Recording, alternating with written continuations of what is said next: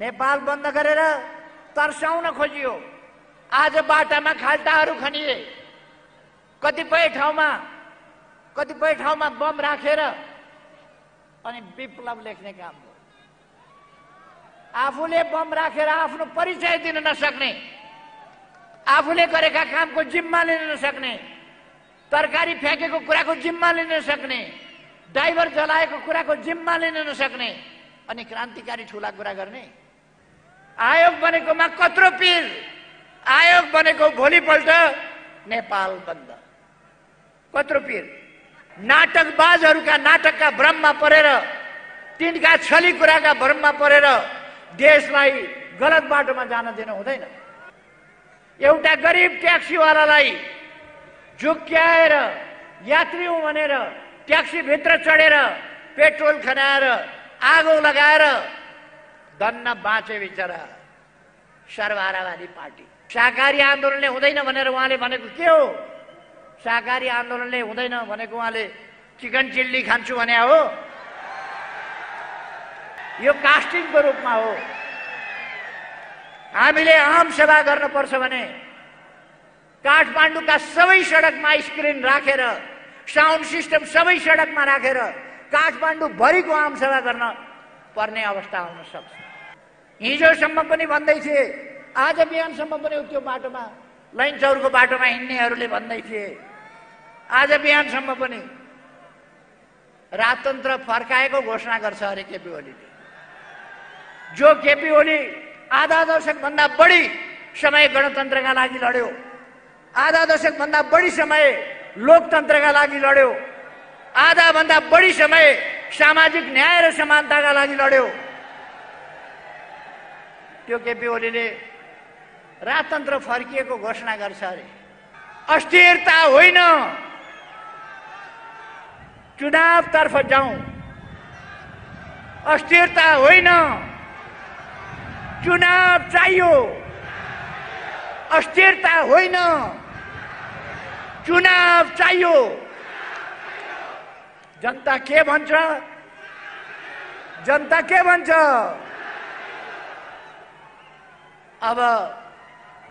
अब सबैले सुन्यो होला।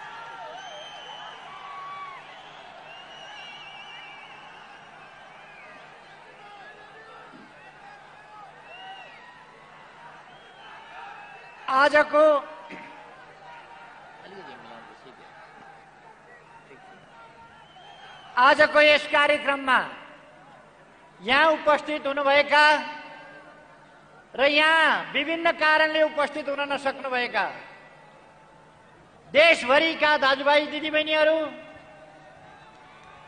र देशभन्दा बाहिर समेत रहनुभएका र विभिन्न सञ्चार माध्यमहरूबाट यो कार्यक्रम हेरिरहनुभएका सबै दाजुभाइ दिदीबहिनीहरूमा हार्दिक अभिवादन, नमस्कार।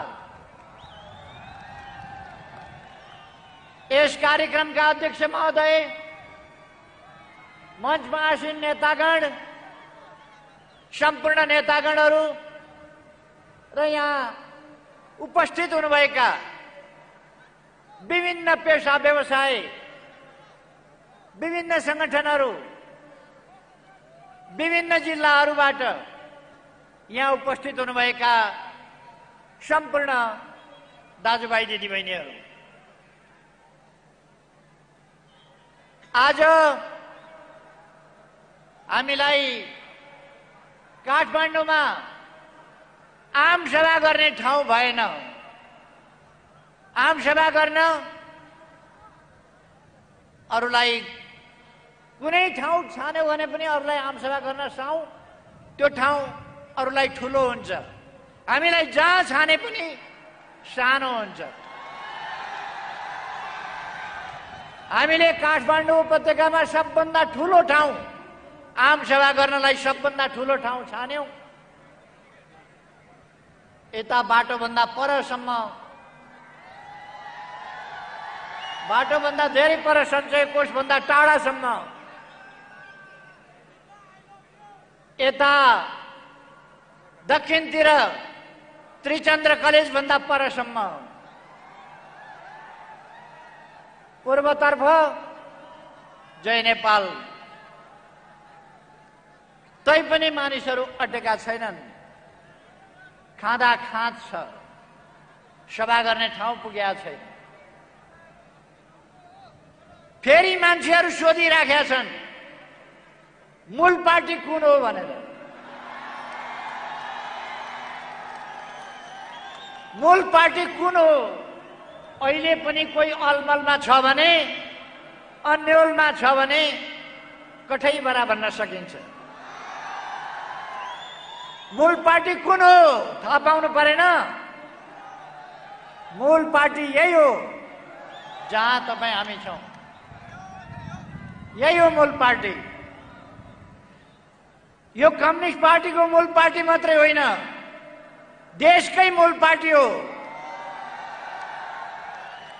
देशकै सबभन्दा ठुलो पार्टी हो। देश बनाउने पार्टी हो यो। देशको रक्षा गर्ने पार्टी हो यो। सार्वभौम सत्ताको रक्षा गर्ने पार्टी हो यो।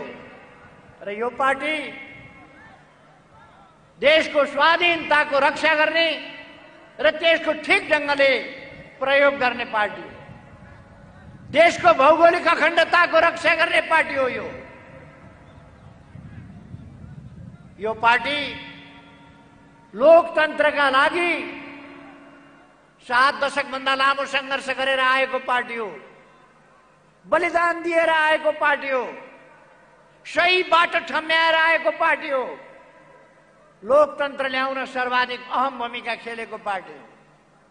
त्यसकारण इतिहासको हिसाबले, वर्तमानको हिसाबले र देश बनाउने संकल्प बोकेको पार्टी हुनाले, समृद्ध नेपाल र सुखी नेपालीको राष्ट्रिय आकांक्षा तोकेर त्यसलाई सार्थक बनाउन लागेको पार्टी हुनाले यो पार्टी नै मूल पार्टी हो।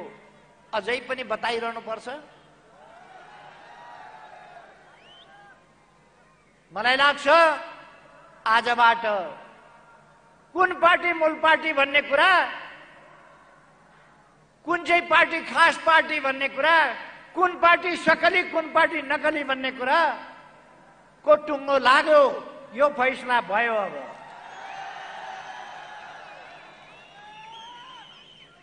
आज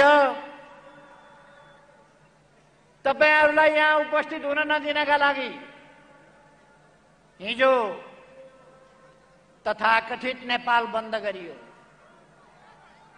नेपाल बन्द गर्दा के गरियो? गरीबका लागि काम गर्ने भन्ने, गरीब सर्वहारा श्रमजीवीका लागि काम गर्ने भन्ने, तर श्रमजीवीका लागि काम गर्ने होइन। बुढी आमाले टमाटर साग किनेर डोकामा बोकेर ल्याएर बाटाका छेउमा बेच्न राखेको बाटाभरि छरेर क्रान्ति गर्न खोजियो। त्यही हो उहाँहरूको क्रान्ति। किसानका मुला फ्याँकिए, तरकारी फ्याँकियो, त्यही हो क्रान्ति उहाँहरूको। एउटा गरिब ट्याक्सीवालालाई झुक्क्याएर यात्री हुँ भनेर ट्याक्सी भित्र चढेर पेट्रोल खनाएर आगो लगाएर धन्न बाँचे बिचरा सर्वहारावादी पार्टी। ट्याक्सी भित्र एउटा गरिब ड्राइभर जलाउन खोज्ने सर्वहारा पार्टी। घोषणै गरेर उहाँहरूले के भन्नुभएको छ? अब शाकाहारी आन्दोलनले हुँदैन, शाकाहारी आन्दोलनले हुँदैन भनेर उहाँले भनेको के हो? शाकाहारी आन्दोलनले हुँदैन भनेको उहाँले चिकन चिल्ली खान्छु भने हो।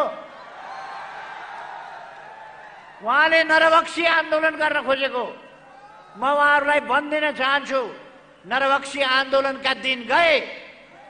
अब नेपालमा कसैले हिंसा मचाउन सक्दैन। नेपाल शान्तिपूर्ण नेपाल। यो नेपाल अब अशान्ति र हिंसाको भुमरीमा जान सक्दैन। शान्तिपूर्ण नेपाल रहन्छ। यहाँ कसैले नरभक्षी आन्दोलन चलाउँछु भन्ने नसोचे पनि हुन्छ।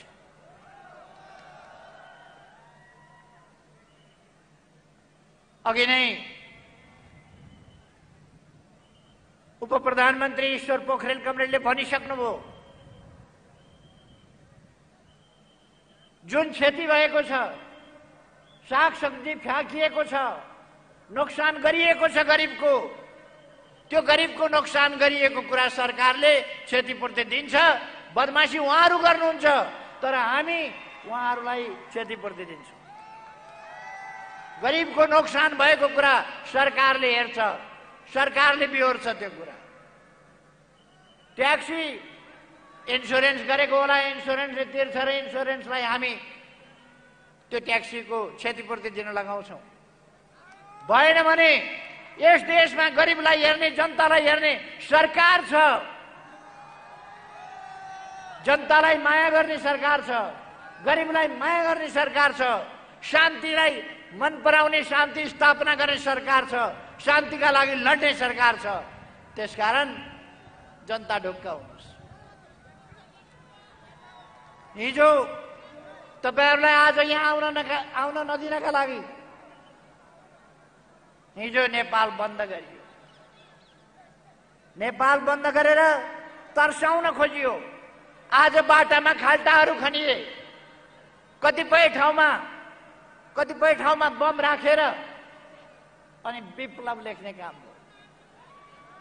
आफूले बम राखेर आफ्नो परिचय दिन नसक्ने, आफूले गरेका कामको जिम्मा लिन नसक्ने, तरकारी फ्याँकेको कुराको जिम्मा लिन नसक्ने, ड्राइभर जलाएको कुराको जिम्मा लिन नसक्ने अनि क्रान्तिकारी ठूला कुरा गर्ने।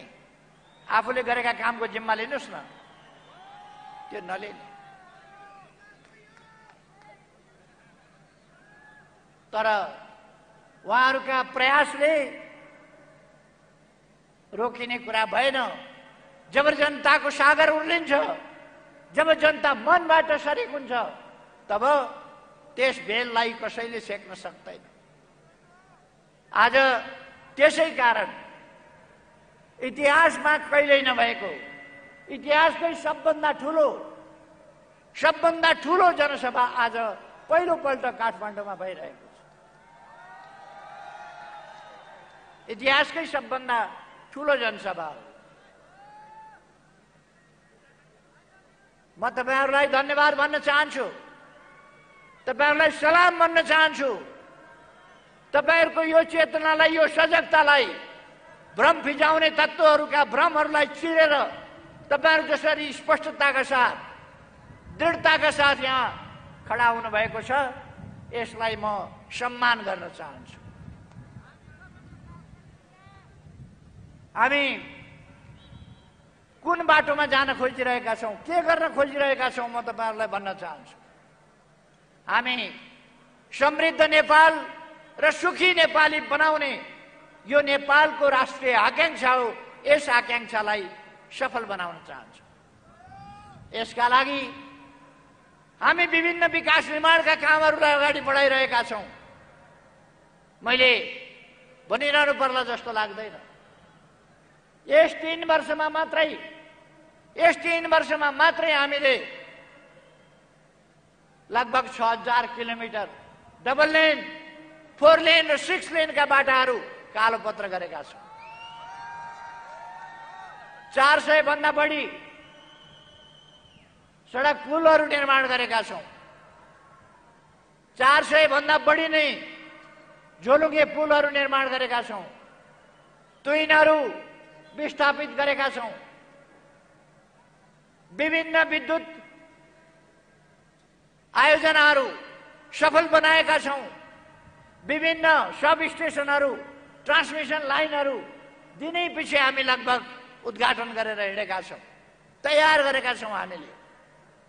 पूर्वाधारहरूको विकास सँगसँगै कृषिको आधुनिकीकरण त्यसमा ध्यान दिएका छौँ।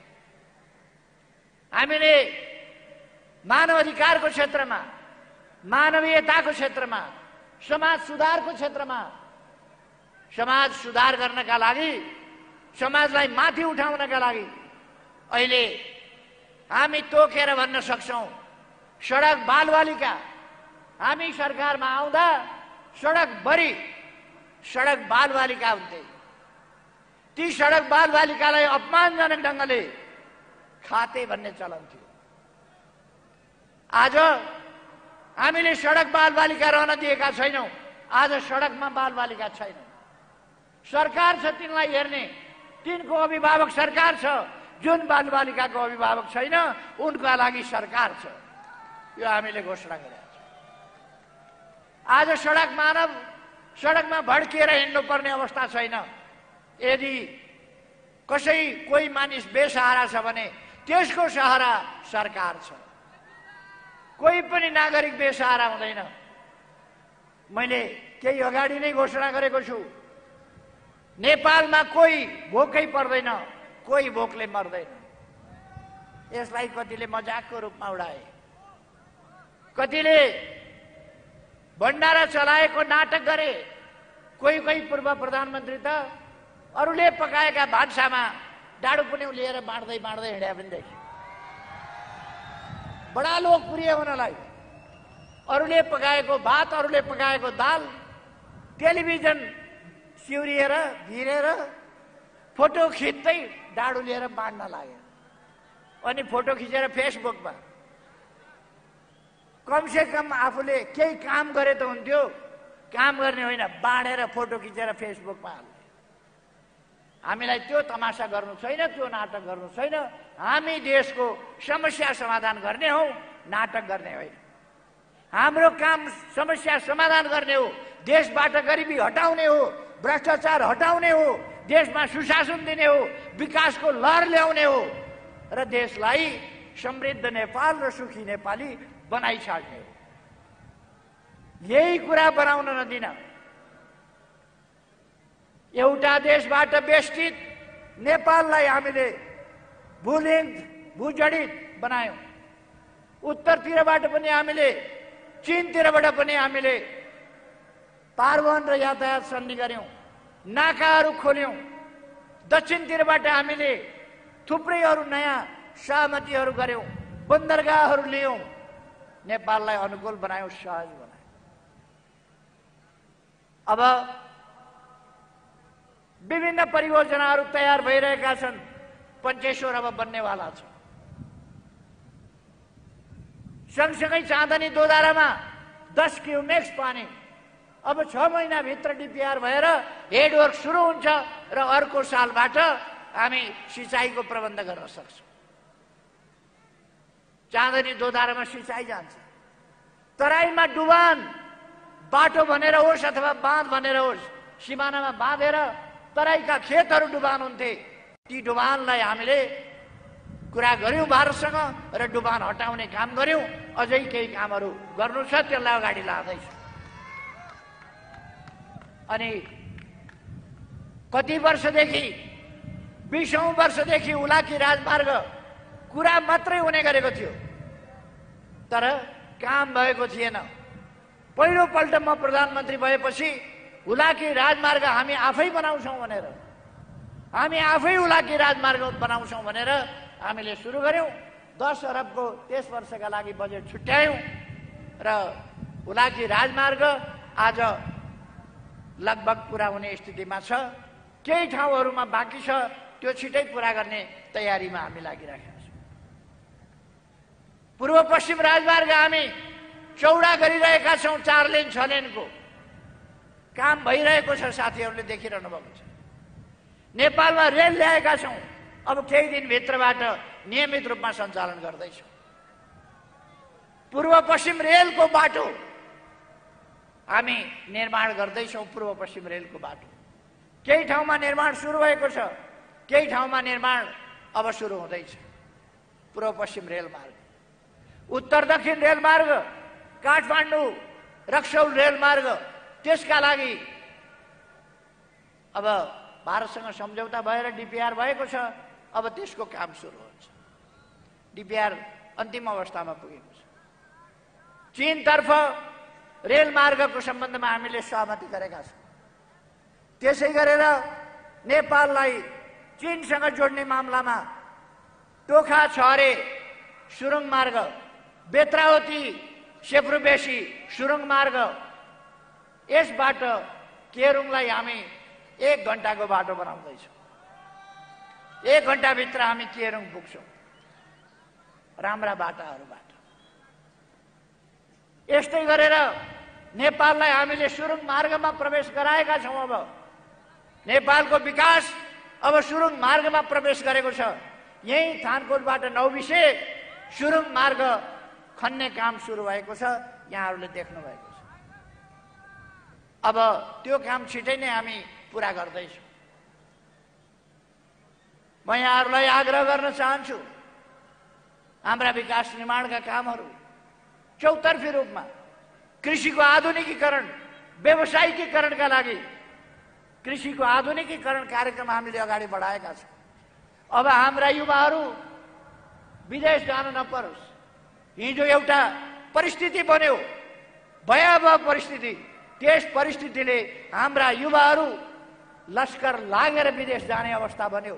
अब हाम्रा नेपाली युवाहरू विदेश जानुपर्ने अवस्था नबनोस् भन्नका लागि प्रधानमन्त्री स्वरोजगार कार्यक्रम, युवा स्वरोजगार कार्यक्रम, रोजगारीका थप अवसरहरू अनेक ठाउँमा, 7वटा प्रदेशमा उद्योगहरूको स्थापना जस्ता कुराहरू हामी गर्दैछौँ। औद्योगिक ग्राम हरेक पालिकामा औद्योगिक ग्रामहरूको स्थापना गर्दैछौँ। प्रदेशहरूमा ठुला ठुला औद्योगिक क्षेत्रहरू तोकेर अब उद्योग अगाडि बढाउँदैछौँ। हाम्रो कोभिड-19 को कारणले तपाईँ हामीलाई थाहा छ, हाम्रो जनजीवन, हाम्रो शिक्षा, हाम्रो स्वास्थ्य, हाम्रो पर्यटन र हाम्रा विभिन्न व्यवसायहरू, सम्पूर्ण क्षेत्रमा उद्योग व्यापार सबैतिर कोभिड-19 ले हामीलाई धेरै प्रतिकूलतामा पुर्यायो। गएको 1 वर्ष हामीले कोभिड-19 का विरुद्ध जुद्ध ठिक भयो, तर पनि हामीले हाम्रो जनताको जीवन रक्षा पहिलो कुरा हो भनेर जनताको जीवन रक्षा पहिलो विषय बनायौं र त्यसमा ध्यान दियौं। नेपालमा मृत्युदर त्यसै कारण कम रह्यो। बढ्दै गएको कोभिडलाई फेरि हामीले नियन्त्रण गरेका छौं। अब त हामीले खोप पनि ल्याइसक्यौं। अब खोप सुरु भइसकेको छ। फ्रन्ट लाइनमा बसेका डाक्टरहरू, नर्सहरू, स्वास्थ्यकर्मीहरू, सफाई मजदुरहरू, ड्राइभरहरू, प्रहरीहरू, खास गरी एम्बुलेन्सका ड्राइभर र अरू सहयोगीहरू, सब वाहनका ड्राइभर र सहयोगीहरू र सुरक्षा कर्मीहरू लगायत फोर फ्रन्टमा बसेका, बढी खतरायुक्त काम गर्नु परिरहेका त्यस्ता ठाउँहरूमा खोप पुर्याउने कामलाई हामीले प्राथमिकता दिएका छौं र खोपको अभियान चलिरहेको छ। यो अभियान निरन्तर हामी जबसम्म यो खोपको काम सक्दैनौं र कोभिडलाई अन्त्य गर्दैनौं, कोभिडलाई भगाउँदैनौं, तबसम्म हामी जारी राख्नेछौं। म दाजुभाइ दिदीबहिनीहरूलाई आग्रह गर्न चाहन्छु, हामी विकट परिस्थितिमा अब पहिले गरेका कामको पेन्सनको कारणले अहिले गरेका कामको पारिश्रमिक नपाउने भन्ने कुरा हुँदैन। पहिले गरेका कामको पेन्सन, अबका कामको ज्याला, अहिलेका कामको पारिश्रमिक त्यो सबैलाई लागू हुन्छ। हामीले त्यो कुरा भनेका छौं। द्वन्द्व थियो हिजो द्वन्द्व थियो देशमा। त्यति बेला द्वन्द्वमा सबै पक्ष, द्वन्द्व यस्तो चिज हो, यस्तो भयावह चिज हो जसले सबै पक्षलाई दुःख दिन्छ। हिजो द्वन्द्व थियो, लडाकुहरू जसलाई जनवाद आउने सुन्दर सपना बाँडेर लडाइयो, युद्धको मैदानमा होमियो तिनीहरू आज पीडित छन्। देशको सुरक्षाका लागि, जनताको सुरक्षाका लागि सेना प्रहरी सशस्त्र प्रहरीहरूले काम गर्नु पर्यो। जनताको सुरक्षाका लागि काम गर्दा उनीहरूले शहादत प्राप्त गर्नु पर्यो। उनीहरूका परिवार, कोही विधवा, कोही बेसहारा, कोही टोरा टोरी, अभिभावकविहीन हुने अवस्था बन्यो। त्यसै गरेर कतिपय नागरिकहरू, कतिपय शिक्षक, कतिपय राजनीतिक कर्मचारी उनीहरूको हत्या भयो। जुनसुकै कारणले होस्, हिजो द्वन्द्वकालमा पीडित भएकाहरू सबैको हेरविचार सरकारले गर्नका लागि एउटा समिति बनाएको छ सरकारले। त्यसले अविलम्ब यस्ता कुराहरूको तथ्याङ्कहरू सङ्कलन गर्छ र सबैको हेरविचार गर्नेछ, उचित प्रबन्ध गर्नेछ। रोजगारीका अवसर, अनाथ भएका बालबालिकाहरूको शिक्षाको प्रबन्ध, घाइतेहरूको स्वास्थ्यको प्रबन्ध, यी कामहरू सरकारले गर्नेछ भनेर मैले पहिले नै भनिसकेको छु। म आग्रह गर्न चाहन्छु, त्यसकारण दाजुभाइ दिदीबहिनीहरू, तपाईँहरू अलमलमा पर्नु भएको छैन, खुसीको कुरा हो। अलमलमा परेकाहरूलाई पनि सम्झाएर बुझाएर अलमलबाट मुक्त गरेर देश निर्माणको यस महाअभियानमा सरिक गरौँ। हाम्रा राम्रा उद्देश्यहरू छन्। मैले एउटा अठोट लिएँ, देशलाई समृद्ध बनाइ छोड्ने, भ्रष्टाचार मुक्त बनाइ छोड्ने त्यो अभियान मैले लिएँ। त्यो अभियान लिएपछि त्यस अभियानलाई असफल पार्न, त्यो अभियानलाई बदनाम गर्ने, चरित्र हत्या गर्ने, जनतालाई गलत सूचना दिने र जनतालाई भ्रममा पारेर देशलाई अन्यत्र मोड्ने प्रयासहरू भए। जति बेला उत्तरतिरको बाटो पारवहन र यातायात सम्झौता मैले गरेँ, नाकाहरू खोले हो, त्यति बेला मलाई सरकारबाट पहिलोपल्ट हटाइयो। यसपल्ट जब नक्सा छापियो, जब संविधान संशोधन भयो, त्यसपछि तुरुन्तै मलाई सरकारबाट नहटाइ नहुने उत्पात मचिन थाल्यो। तपाईहरुले देख्नु भएको छ। त्यसपछि उहाँहरू अचम्म त उहाँहरू राष्ट्रवादको हाउभाउ गर्ने, राष्ट्रवादको नारा लाउने नकली काम थाल्नुभयो। काम गर्न दिनु भएन। तपाईहरुले थाहा पाउनुभयो, काम गर्न दिनु भएन। 3 वर्षसम्म आयोगहरू बनेनन्। अहिले 2-4 जना मान्छे पार्टी छोडेर बाहिर गएपछि आयोगहरू बने। 3 वर्षमा आयोग बने। संविधानले आयोग बनाउने परिकल्पना गरेको, आदेश दिएको 5 वर्ष नागिसकेपछि 5.5 वर्षमा चुनाव भएको 3 वर्षपछि बल्ल आयोग बने, जब 2-4 जना मान्छे पार्टीबाट बाहिर गए। ती मान्छे छैनन्जेलसम्म हामीले आयोगहरू गठन गर्न सकेनौं। महिला आयोग, दलित आयोग, मुस्लिम आयोग, मधेसी आयोग, जनजाति आयोग, समावेशी आयोग, विभिन्न आयोगहरू, मानवाधिकार आयोग रिक्त भयो, बनाउने स्थिति छैन। बल्ल केही मान्छेहरूले छोडे, आयोग बने। आयोग बनेकोमा कत्रो पीर। आयोग बनेको भोलिपल्ट नेपाल बन्द। कत्रो पीर। आयोग बन्नै नहुने, जनताको काम गर्नै नहुने, दलितको काम गर्नै नहुने, दलितका समस्या उठाउनै नहुने, मधेसी समस्या उठाउनै नहुने, मधेसीका नाउँमा राजनीति गर्ने, दलितका नाउँमा राजनीति गर्ने, पिछडिएका क्षेत्र वर्ग जनताका नाउँमा राजनीति गर्ने, तर त्यसका निम्ति काम गर्ने आयोग बन्न नदिने। कस्तो षड्यन्त्र। त्यस्ता षड्यन्त्रहरूलाई चिरेर हामीले आयोग बनायौं। काम गर्न दिएन। बीचमा यहाँहरूलाई थाहा छ, काम गर्न दिएन। मैले धेरै पल्ट भने, यो सरकार 5 वर्षका लागि हो, 5 वर्ष चलाऊ। तर उहाँहरू केपी ओलीले हट्नुपर्छ, पार्टी फोड्नुपर्छ, केपी ओली हट्नुपर्छ, अनि जोडजाम गरेर विभिन्नसँग मोलतोल गरेर जसरी पनि केपी ओलीलाई हटाउनुपर्छ, देशलाई भड्गालामा हाल्नुपर्छ। त्यसलाई उहाँहरू स्थिरता भन्नुहुन्छ, त्यसलाई स्थायित्व भन्नुहुन्छ। के त्यो स्थायित्व हो र? उहाँहरू जनतालाई धोका दिँदै हुनुहुन्छ। आफ्नो महत्वाकांक्षाका लागि, आफ्नो स्वार्थका लागि, आफ्नो अहंकारका लागि, व्यक्तिगत अहंकारका लागि उहाँहरू यी सब काम गर्दै हुनुहुन्छ। जब उहाँहरूले सरकार चलाउन दिनु भएन, काम गर्न दिनु भएन, लोकतन्त्रलाई ठिक ढंगले चल्न दिनु भएन, संसदलाई ठिक ढंगले चल्न दिनु भएन, संसदलाई केही पनि काम गर्न नसक्ने पङ्गु अवस्थामा पुर्याउन थाल्नुभयो र फेरि पहिलेकै जस्तो किनबेचको राजनीति, पहिलेकै जस्तो समीकरणको राजनीति, भएको बहुमतको सरकार ढालेर अनि जोडजामको अस्थायित्व, अस्थिरता, त्यतापट्टिको राजनीति उहाँहरूले गर्न खोज्नुभयो।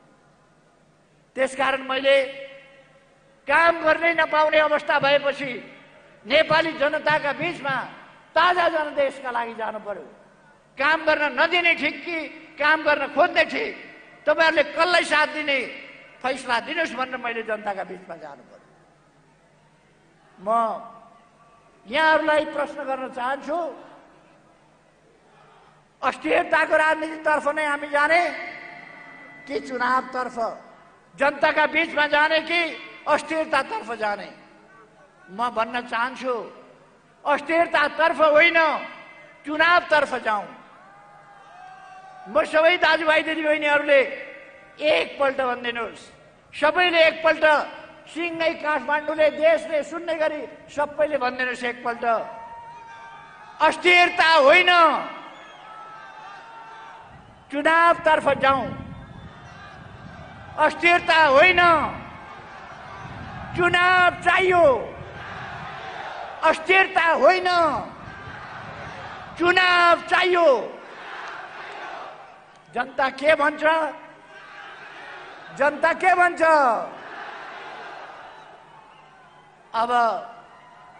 अब सबैले सुन्यो होला। उहाँहरूको जस्तो हामी कसैलाई धम्की दिँदैनौँ। उहाँहरू धम्कीको भाषा बोल्नुहुन्छ, हामी धम्की दिँदैनौँ। हामी आग्रह गर्छौँ, हामी अनुरोध गर्छौँ, हामी विनम्रताका साथ अनुरोध गर्छौँ, हामी धम्की दिँदैनौँ। उहाँहरूले भन्नुभयो, अदालतलाई धम्की दिनुभयो उहाँहरूले, निर्वाचन आयोगलाई धम्की दिनुभयो उहाँहरूले। त्यसकारण म आग्रह गर्न चाहन्छु, हाम्रा देशका निकायहरू स्वतन्त्र छन्, विवेकसम्म ढङ्गले निर्णय गर्नेछन्, म आग्रह गर्न चाहन्छु। त्यसकारण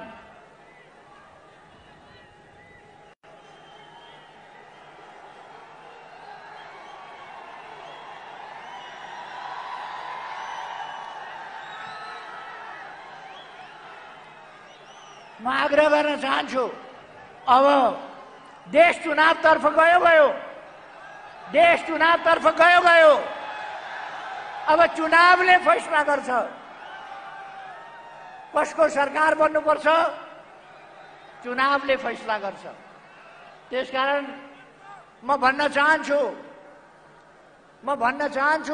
अब देश चुनावतिर गयो, चुनावले सबै कुराको फैसला गर्नेछ।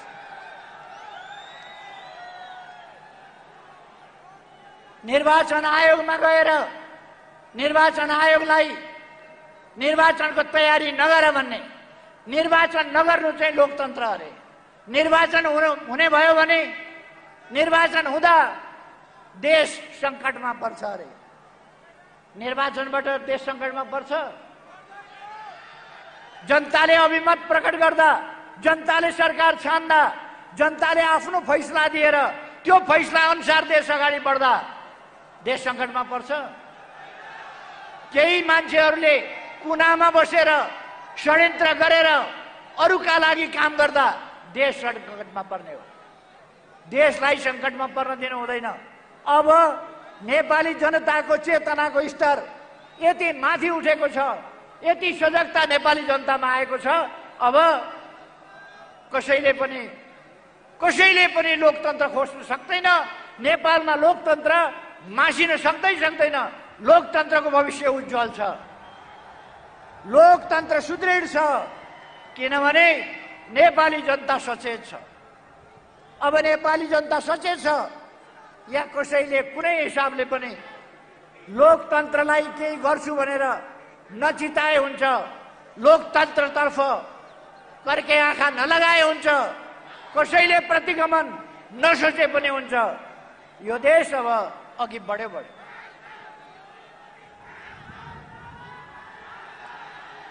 हामीलाई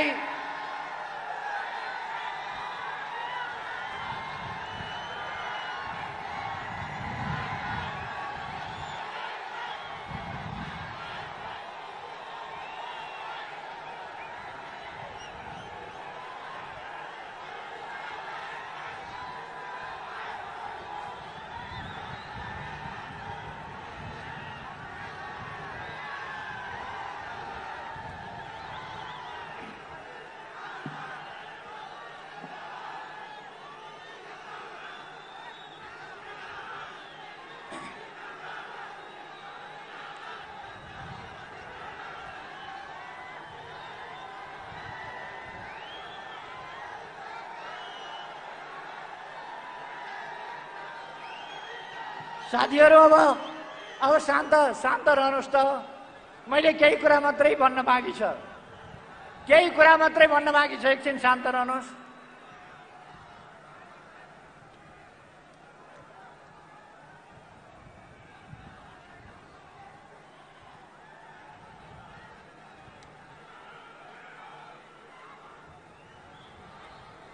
चिसोले आँखामा नि आँसु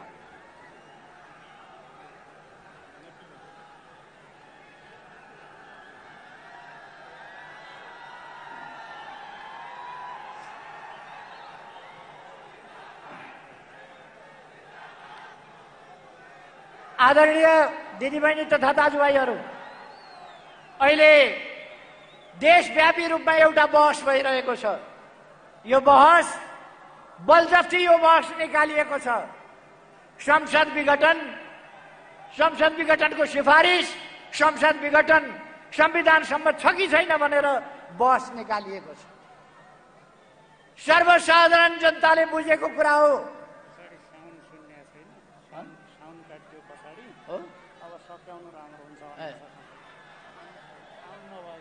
पछाडि गइरहेको छ।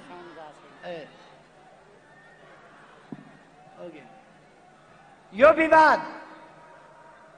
विवाद संसद विघटन गर्नु संवैधानिक छ कि छैन, चुनाव हुनुहुन्छ कि हुँदैन, चुनावबाट स्थिरता कि अस्थिरता के आउँछ आदि कुराहरूको बहस भइरहेको छ। म भन्न चाहन्छु, संसदीय प्रणालीमा प्रधानमन्त्रीले काम गर्न नदिने अवस्था भयो भने, नपाउने अवस्था भयो भने संसद विघटन गर्छ। बेलायतमा लिखित संविधान छैन अथवा त्यहाँ प्रधानमन्त्रीले संसद विघटन गर्ने लेखेको छैन, लेखेकै छैन कतै प्रकारान्तरले पनि। तर प्रधानमन्त्रीले अस्ति भर्खर संसद विघटन गरेर चुनाव गराउनु भयो। यसरी प्रधानमन्त्रीले संसद विघटन गर्छ, काम गर्न दिएन भने ताजा जनादेश लिन पर्दछ। हाम्रै बलमा संसदमा आएर हामीलाई नै काम गर्न नदिने, हामीलाई नै काम गर्न व्यवधान गर्ने अनि सरकारले काम गरेन भनेर आलोचना गर्ने, त्यस प्रकारको प्रवृत्तिको जवाफ हामीले चुनावबाट खोज्नु पर्दछ, जनताको ताजा जनादेशबाट खोज्नु पर्दछ। म नेपाली सम्पूर्ण दिदीबहिनी दाजुभाइहरूलाई, नेपाली युवाहरूलाई, नयाँ पिढीका भाइ बहिनीहरूलाई आग्रह गर्न चाहन्छु, भविष्य तपाईहरूको हो। तपाईहरूले कुनै पनि नाटकबाजहरूका नाटकका भ्रममा परेर, तिनका छली कुराका भ्रममा परेर देशलाई गलत बाटोमा जान दिन हुँदैन। देशलाई तपाईहरूले सही बाटोमा ल्याउनु पर्दछ। म ज्येष्ठ नागरिकहरूलाई भन्न चाहन्छु, आदरणीय दाजु दिदीहरू, बाआमाहरू, तपाईहरू ज्येष्ठ नागरिकहरूले लामो इतिहास देख्नु भएको छ। अहिलेको सरकारले जसरी काम गरेको छ, अहिलेको सरकारले जनताका लागि जसरी काम गरेको छ, प्रहरीका लागि, सेनाका लागि, कर्मचारीका लागि, शिक्षकका लागि, किसानका लागि, मजदुरका लागि, गरिबका लागि, व्यापारीका लागि, बुद्धिजीवीका लागि, शिक्षकका लागि, हरेकका लागि जसरी काम गरेको छ त्यसरी इतिहासमा कुनै सरकारले काम गरेको थियो? यति छिटो विकास कुनै सरकारले गरेको थियो? अहिले जस्तो काठमाडौँ कहिल्यै थियो? अहिले जति बाटा कहिल्यै बनेका थिए? अहिले जति पुल कहिल्यै बनेका थियो? कोभिडले अलिकति हामीलाई दुःख दियो। त्यो कोभिडले दुःख दिएको स्थितिबाट हामीले केही कामहरूमा पर्यटन हाम्रो धेरै पछाडि पर्यो यो 1 वर्ष। अब पर्यटनलाई हामी उठाउँछौँ। उद्योगहरू पछाडि परे कोभिडको कारणले, अब हामी अगाडि बढाउँछौँ। कोभिड यहाँ मात्रै भएको होइन, हाम्रो गल्तीले होइन, हाम्रो सजगताले बरु कोभिड नियन्त्रित भएको छ। मृत्युदर कम छ, उपचार राम्रो छ। कुन अवस्थामा थियो देश? एउटा उपचार हुँदैन थियो। आज एक दिनमा 82 ठाउँबाट एकैचोटि कोभिडको स्वाब टेस्ट हुन्छ। 82 ठाउँबाट, 300 भन्दा बढी ठाउँबाट आज हामी भ्याक्सिन दिइरहेका छौँ। एकै दिनमा 309वटा अस्पताल एकै दिनमा हामीले शिलान्यास गर्यौँ। साथीहरूलाई थाहा छ, हिजो दानाक पुष्पाको ट्रान्समिसन लाइन र त्यहाँको सब स्टेसनको उद्घाटन भयो। अस्ति 19 गते नेपालको सबभन्दा ठुलो, इतिहासकै सबभन्दा ठुलो ढल्केबर सब ट्रान्समिसन लाइनको सब स्टेसन, त्यसको उद्घाटन भयो। यस्ता प्रगतिहरू अत्यन्तै तीव्रताका साथ भएको छ र अब हामी छिटै नै विद्युतको क्षेत्रमा आत्मनिर्भर हुँदैछौँ। लोड सेडिङ अन्त गरिएको छ। कसैले लोड सेडिङ फेरि फर्किन्छ भन्छन्, होइन। विभिन्न प्रकारका भ्रमहरू फिजाएका छन्। यहाँ कहिले केपी ओलीले आजको यो सभा के का लागि भनेर हिजोसम्म पनि भन्दै थिए, आज बिहानसम्म पनि त्यो बाटोमा, लाइन चौरको बाटोमा हिँड्नेहरूले भन्दै थिए, आज बिहानसम्म पनि राजतन्त्र फर्काएको घोषणा गर्छ अरे केपी ओलीले। जो केपी ओली आधा दशकभन्दा बढी समय गणतन्त्रका लागि लड्यो, आधा दशकभन्दा बढी समय लोकतन्त्रका लागि लड्यो, आधा भन्दा बढी समय सामाजिक न्याय र समानताका लागि लड्यो, त्यो केपी ओलीले राजतन्त्र फर्किएको घोषणा गर्छ अरे। हामीले लडेर संघीय लोकतान्त्रिक गणतन्त्र ल्याएका छौँ। यो संघीय लोकतान्त्रिक गणतन्त्रात्मक प्रणालीलाई कसैले तलमाथि गर्छु भन्ने नसोचे पनि हुन्छ। थोरै शब्दमा म भन्न चाहन्छु, संघीय लोकतान्त्रिक गणतन्त्र हामीले ल्याएका छौँ, लडेर ल्याएका छौँ, बलिदान दिएर ल्याएका छौँ। यसको कार्यान्वयन गरिरहेका छौँ। यसको कार्यान्वयन गरेर अगाडि जान्छौँ। यसले हाम्रो विकासमा बाधा दिएको छैन। हाम्रा स्थानीय निकायहरू कोभिड विरोधी हाम्रो लडाइँमा हाम्रा स्थानीय निकायहरू अत्यन्त प्रभावकारी देखिए। म स्थानीय निकायका जनप्रतिनिधिहरूलाई धन्यवाद भन्न चाहन्छु। कोभिडका विरुद्धको लडाइँमा नेपाली सेना र नेपाल प्रहरी जसरी लडे, सशस्त्र प्रहरी जसरी लडे, हाम्रा डाक्टरहरू जसरी लडे, हाम्रा नर्सहरू जसरी जोखिम लिएर लडे, हाम्रा स्वास्थ्य कर्मीहरू लडे, सफाई कर्मीहरू लडे, एम्बुलेन्स र सबवाहनका ड्राइभर र सहयोगीहरू लडे, सबलाई म सलाम भन्न चाहन्छु। आफ्नो ज्यान जोखिममा राखेर उहाँहरूले जनताको सेवा गर्नुभयो, देशको सेवा गर्नुभयो। म सबैलाई धन्यवाद भन्न चाहन्छु। यति खुलेआम शाकाहारी आन्दोलन गर्दिन भनेर हिंसात्मक आन्दोलनको वकालत गर्ने, जनतालाई भड्काउन खोज्ने, युवाहरूलाई भड्काउन खोज्ने, हिंसा भड्काउन खोज्ने प्रयास हुँदा पनि त्यस्ता प्रयासलाई, त्यस्ता उत्ताउला प्रयासहरूलाई रोक्न आफ्नो ज्यानको प्रवाह नगरेर शान्ति सुरक्षाका काममा खटेका सुरक्षा कर्मीहरूलाई म धन्यवाद भन्न चाहन्छु। उहाँहरूको कामको प्रशंसा गर्न चाहन्छु। रात दिन उहाँहरूले जनताको सुरक्षाको लागि, जीवधनको सुरक्षाको लागि, देशमा शान्ति कायम गर्नका लागि जुन काम गर्नुभएको छ त्यसका लागि म धन्यवाद भन्न चाहन्छु।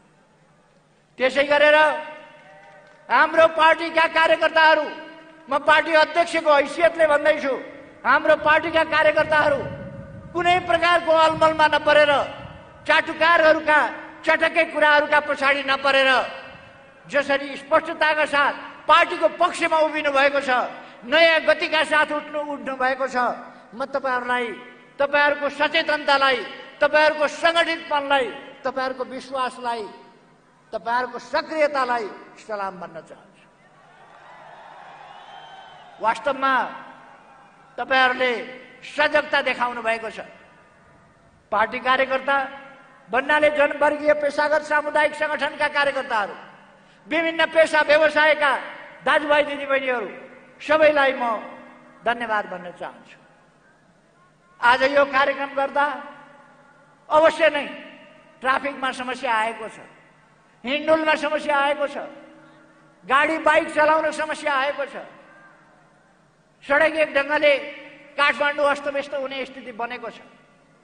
यो हाम्रो बाध्यतालाई दाजुभाइ दिदीबहिनीहरूले बुझिदिनु भएकोमा म धन्यवाद भन्न चाहन्छु, कृतज्ञता जाहेर गर्न चाहन्छु।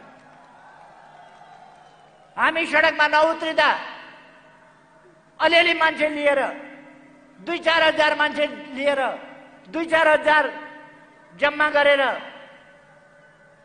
हामीलाई ललकार्ने काम हो, हामीलाई ललकार्ने काम हो।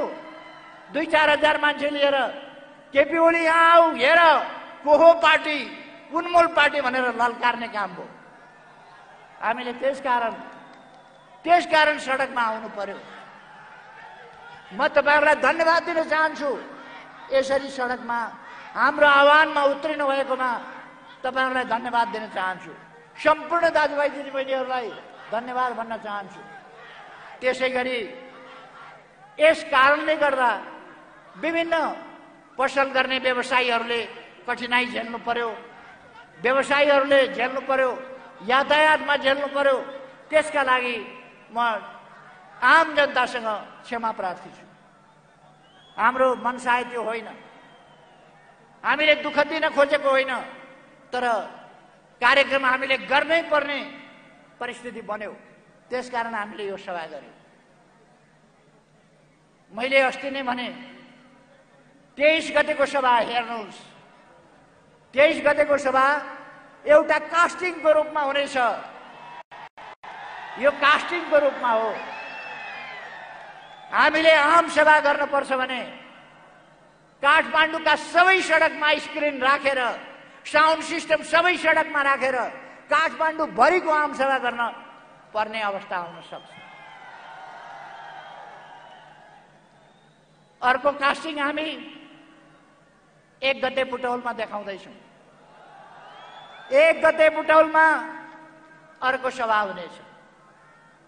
8 गते विराटनगरमा अर्को सभा हुनेछ। म हाम्रा आलोचक मित्रहरूलाई मन थामेर बस्न आग्रह गर्न चाहन्छु। मन थामेर बस्नुहोस्, हेर्दै जानुहोस् नेपाल कता जान्छ। नेपाललाई समाजवाद उन्मुख हुनबाट, नेपाललाई सामाजिक न्याय र समानता सहितको समृद्धिको देश बनाउनबाट कसैले पनि रोक्न सक्दैन। हामी गौरवपूर्ण इतिहास भएका वीर पुर्खाका सन्तान हौं, विद्वान पुर्खाका सन्तान हौं र हाम्रो प्रकृति सुन्दर मात्रै होइन, खनिजहरूले भरिएको, जलस्रोतले भरिएको, खानीहरूले भरिएको देश हो। हामी अब दैलेखबाट पेट्रोल डिजेल, त्यहाँ सर्वे अध्ययन अनुसन्धान गरिरहेका छौं, त्यहाँबाट पेट्रोल डिजेल निकाल्नेछौँ।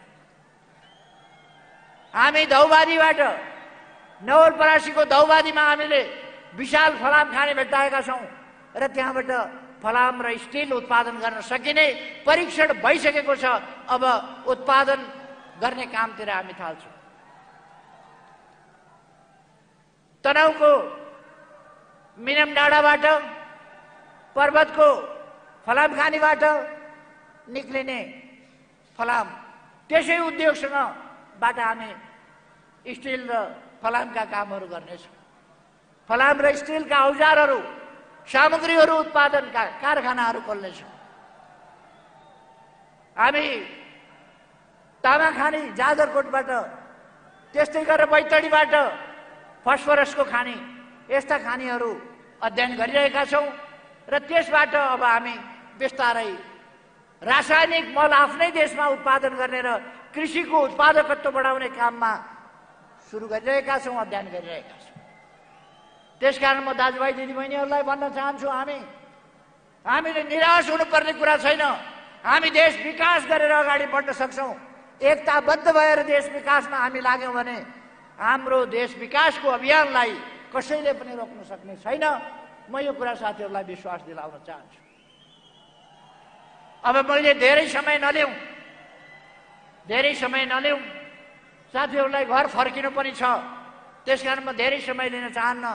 फेरि एकपल्ट यहाँहरूको यस जागरणलाई म सलाम भन्न चाहन्छु, यस जागरणलाई म स्वागत गर्न चाहन्छु, यस जागरणलाई धन्यवाद भन्न चाहन्छु। युवा पंक्ति अझ सक्रिय भएर लागोस् म आग्रह गर्न चाहन्छु। कार्यकर्ता पंक्ति सक्रिय भएर लागोस् म आग्रह गर्न चाहन्छु। नवयुवा विद्यार्थीहरू अझ सक्रिय भएर आत्मविश्वासका साथ लाग्नुहोस् म तपाईहरुलाई आग्रह गर्न चाहन्छु। र यस सहभागिताको लागि म तपाईहरु सबैप्रति आभार व्यक्त गर्न चाहन्छु र सञ्चारकर्मी मित्रहरू, मिडिया र अरू तमाम यस सभालाई सफल पार्न क्रियाशील हुनुभएका सबै महानुभावहरूमा पार्टीको तर्फबाट हार्दिक धन्यवाद ज्ञापन गर्दै म आफ्नो भनाइ यहीँ टुङ्ग्याउँछु। धन्यवाद सबैलाई। सबैमा शुभ होस्।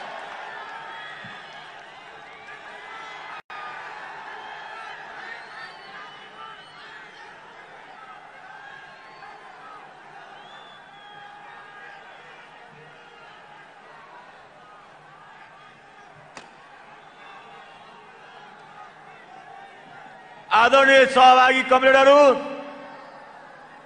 आज बागमती प्रदेश संगठन कमिटी नेपाल कम्युनिस्ट पार्टीले नेपालमै सबभन्दा ठूलो आमसभा गर्न सफल भयो।